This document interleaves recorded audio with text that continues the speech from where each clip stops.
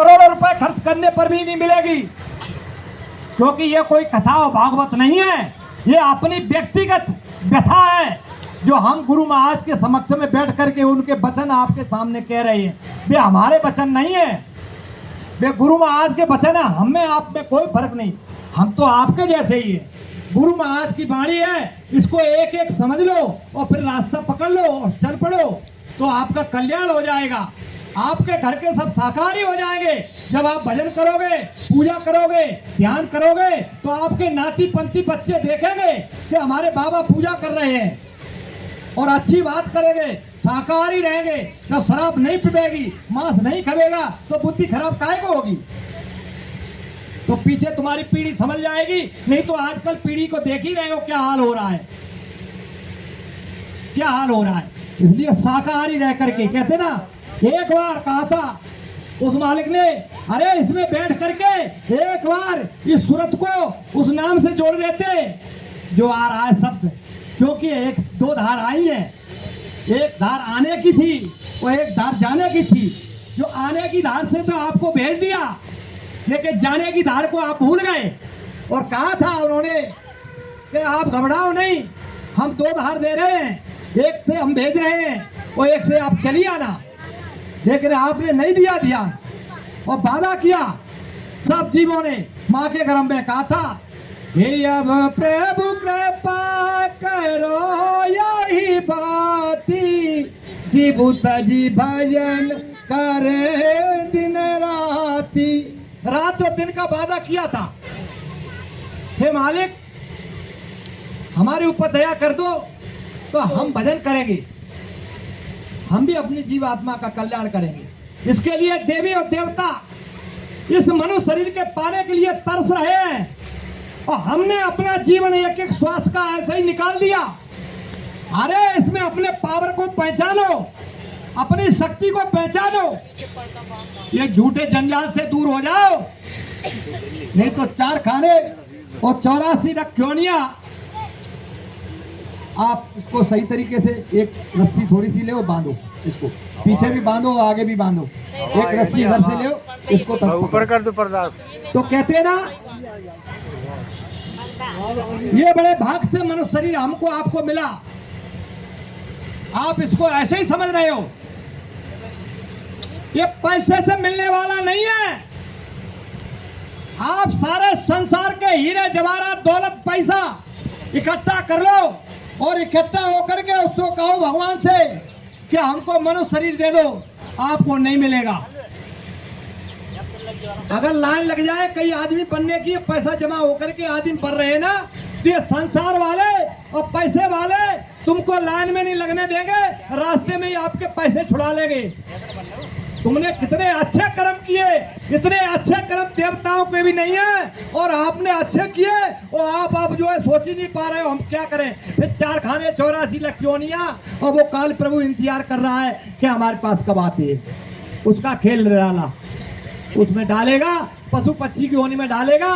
जब इसमें से प्राण निकलते हैं, जब एक दो छोटी सी आवाज जब देता है और हर भाई सीधे बोलेगा, अरे राय सिंह हमारे मकान को खाली करो। बस इतनी आवाज धीरी है उसकी कि पड़ोसी भी नहीं सुन सकता।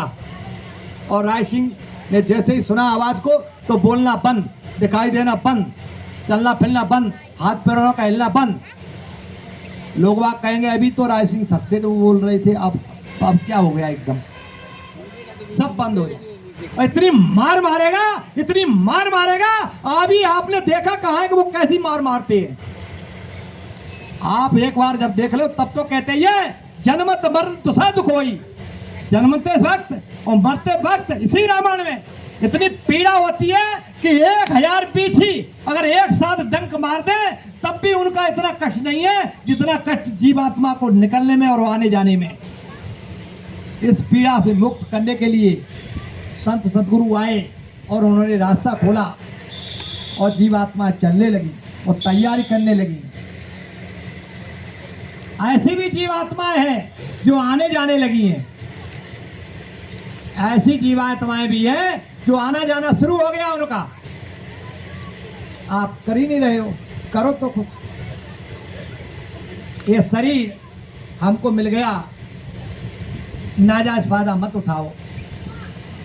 एक बार इस मनुष्य शरीर में बैठ करके उस मालिक को याद करते हुए और प्रार्थना कर लेते तो कहते ना, तो काम क्या होगा पता है कि जा सुना मैं सुमिरता एक बारा उतर नर भव सिंध पारा। एक बार सूरत को अगर शब्द नाम मिल जाए तो इसमें से निकल जाए, पकड़ के चली जाए, वही तो धार है। उसी तो कह रहे कि नाम रहा संतन आधीना, संत बिना को नाम न चीना, नाम लेत बब सिर सुखाए, सुजन विचार करो मनमाई, अगुड़ सगुड़ दो सुगम नाम ते, है ना। कहते नाम न सके राम गुण गाई, कहो कहाँ लगे नाम बढ़ाई। नाम की महिमा ऐसी जब तुम्हारे अंदर आ रही है उसको कभी सोचा ही नहीं कि कैसे पकड़ा जाए। एक बार कष्टों और तकलीफों के बारे में भगवान श्री राम ने हनुमान जी को पूछा कि हनुमान एक बात बताओ, सबसे बड़ी तकलीफ और कष्ट यानी कौन सी है? यानी वो तकलीफ कष्ट बताना जो संसार में उससे बड़ी कोई तकलीफ कष्ट ना हो। हनुमान जी ने हाथ जोड़ के कहा भगवान श्री राम से, हे प्रभु, हमने अपने जीवन में जो कष्ट देखा, जो तकलीफ देखी वो एक ही है। बोली क्या है? कहे हनुमान विपत्ति प्रभु सोई, और जब तब सुमेरन भजन न होई। सीधी सी बात, हम आपको कोई नई बात बताने नहीं आए, हम वही बताने आए जिसको आपने हजारों बार कानों से सुना है, इस रामायण को उसी में से बताने। तो मालिक कहता है कि उसको पाने के लिए तो कहते ना, निर्मल मन जन सोई मोई पावा, मोए चल छिद्र कपट नहीं भावा। उस मालिक के पाने के लिए निर्मलता, प्रेम, प्यार, मोहब्बत और सच्चाई होनी चाहिए। आत्मा अगर साफ हो जाएगी तो कहते पंख चढ़े गिरवर मुंह को होए बाचाल, सब लिखा है उसमें। यानी लंगड़ा आदमी पहाड़ों की ऊंचाई नाप रहा है और गूंगा आदमी की फटाफट बात हो रही है, और अंधा आदमी सब नज़ारे देख रहा है। हमारी आंखें होते हुए भी हम अंधे हैं, आंखें होते हुए भी हम अंधे हैं। अरे तुम्हारी चीज तुम्हारे पास है, तुम तो बस मन बना लो इधर से उधर को चलने का, अपने घर को चलने का। इधर कोई नहीं है, इशारा तो मिलता है सबको, लेकिन उसका परख नहीं कर पाई। बस कहते जो दुख तकलीफ परेशानी कोई आती है तो अपन क्या कहते हैं ना, हमारे तो कर्म फूट गए ऊपर आवाज आने। ईमानदारी से बताओ, ऊपर से तुम तो कौन सी खबर आई, चिट्ठी आई थी, तुम ऊपर वाली बात करता हो? क्योंकि ये सूरत को पता है, इसलिए उसी के द्वारा शरीर चल रहा है। और ऊपर को हाथ क्यों करती है, इसलिए उधर ही से आई है, सीधी बात, इसलिए उसको पता है। हमको इस संसार में नहीं पता है।